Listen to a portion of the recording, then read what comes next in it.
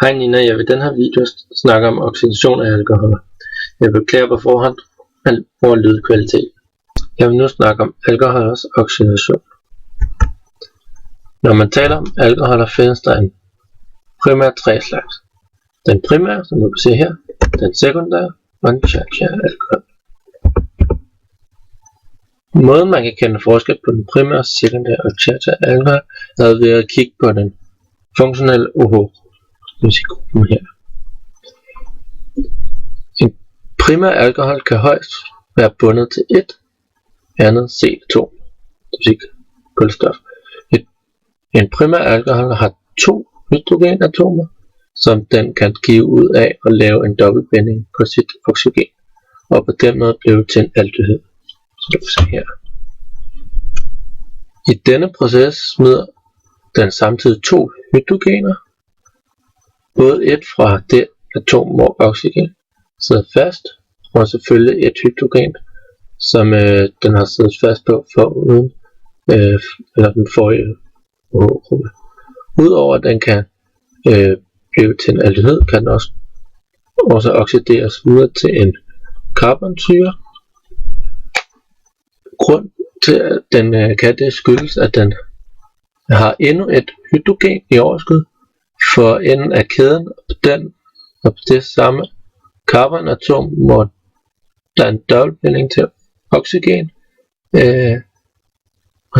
Der er også en enkeltbinding til hydrogen, og det er her vi kan smide et oxygenatom ind imellem carbon og hydrogen, og det gør vi ved at få en ekstra OH-gruppe ud over dobbeltbindingen til oxygen.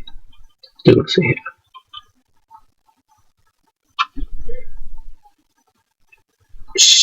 Så er der den sekundære alkohol. En sekundær alkohol er i modsætning til en primær kun et hydrogenatom på sit carbonatom. Det gør, at den kun kan dele ud af et hydrogen. Og derfor kan den kun oxideres en gang og blive til en keton. Som du kan se her, stopper processen. Og det skyldes jo, at den kun har et hydrogenatom, som den giver ud af. Og eftersom den allerede har givet ud af en, er det derfor ikke muligt at sætte en ekstra OH-gruppe på det samme carbonatom, og derfor kan den ikke oxidere videre, som bilen også illustrerer her. Så til sidst så har vi den tertiære alkohol. De har ikke noget hydrogen på deres carbon, og så man kan se tre carbon og atomer på alle tre bindinger, og det gør, at den ikke har plads til at oxidere ud over det, som den har gjort. Så den kan hverken blive til en keton eller aldehyd.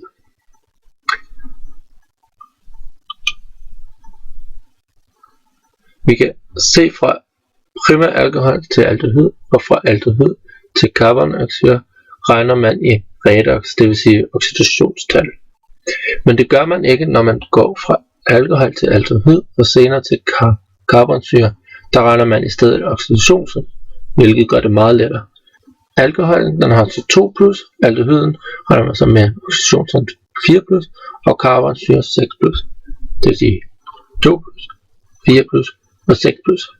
Og det gør det meget hurtigere og lettere, når man bare regner i oxidationstal. Hvordan ses oxidation af første, anden og tredje alkohol? Det vil sige primær, sekundær og tertiær alkohol. Som du kan se på billedet har vi tre reagensslag, hvor vi hælder henholdsvis propanol, og dimethylpropanol. Så har vi det her primær, sekundær og tertiær alkohol. Vi kan tydeligt se på den tertiær alkohol, at den ikke er særlig kraftig farve, og det skyldes, som forklaret tidligere, at den tertiære alkohol ikke har disse hydrogener, derfor den har ikke nogen hydrogen, den kan give videre, og derfor vil den forsøget ikke oxidere videre. Hvorpå man kan se på den sekundære og primære alkohol, det vil sige propanoler, propanatomen, at der er sket et tydeligt farveskab oppe i toppen, som indikerer, at der er sket en oxidation. Redox er en primær og sekundær alkohol. Her ser vi, at alkohol skiftes fra en alkohol til vandaldehyd. Propanol går sammen med dikromat og bliver til propan, 1-al og fri krom. Hvis vi ser på strukturen, så har vi den funktionelle gruppe til OH-gruppen foran kæden, eller enden af kæden, og vi ser, at propan har en dobbeltbinding til et oxygen og et hydrogen siddende. Forskellen på alkoholen og aldehyden er, at der bliver lavet en dobbeltbinding til oxygen, imens den har smidt 2 hydrogener. Normalt vil man beregne oxidationssalget, men fordi det er en alkohol, så kan man sige, at den har oxidationssalget. Og så har jeg regnet ud, at dikromat har plus 6. På den anden side har vi så, at fri krom har ladningen plus 3, har den 3, propanol har 4. Og hvis man skal se på opgang og nedgang af carbon, er carbon gået fra 2 til 4, og det betyder en opgang på plus 2. Og hvis man ser på krom, er den gået fra 6 til plus 3, og det vil sige en nedgang på 3. Hvis man skal finde den fællesnævner, skal man gange carbon med 3, så du får en opgang på 6.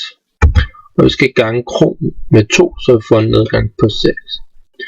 Og det vil du så også gange her med 3, og ligeledes her med 2. Bagefter ser vi på ladningen.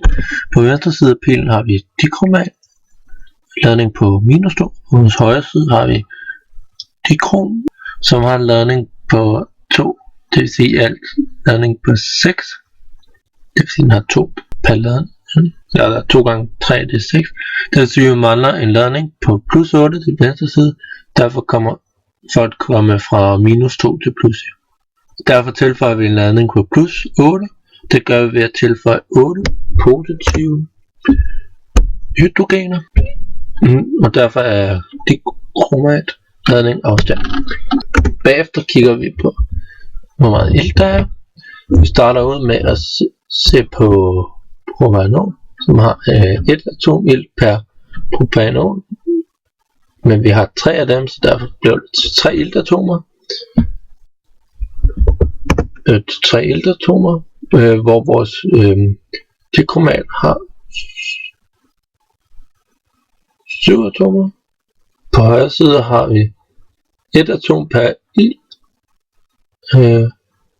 eller 1 atom ilt per propanol. Men vi har 3 af dem, så det bliver 3 atomer. Og derfor betyder det ved sidst, at vi skal have tilføjet 7 iltatomer for at det kører. Og det kræver, at man tilføjer 7 H2O. Det du kan se. For at tjekke, om det hele passer, tjekker vi lige med brint. Så hvor meget brint er på begge sider. På venstre side indeholder vores propanol 24 brint. Og vores 8 frie hydrogenatomer, det giver selvfølgelig bare 8. På pilens højre side har vi propanal, 18 hydrogenatomer i alt og 14 på vores H2. Hvis vi lægger det sammen, får vi alt 22 hydrogenatomer på hver side, og det betyder, at vores redox går op. Hvad er Tollens reagens? Tollens reagens er en opløsning, som man blander op i en opløsning, og på den måde kan påvirke, om der er ketoner frem for aldehyder i en væske. For at lave dette stof, starter man med at have noget sølvnitrat og noget natriumklorid. Så når vi blander de to ting sammen, danner vi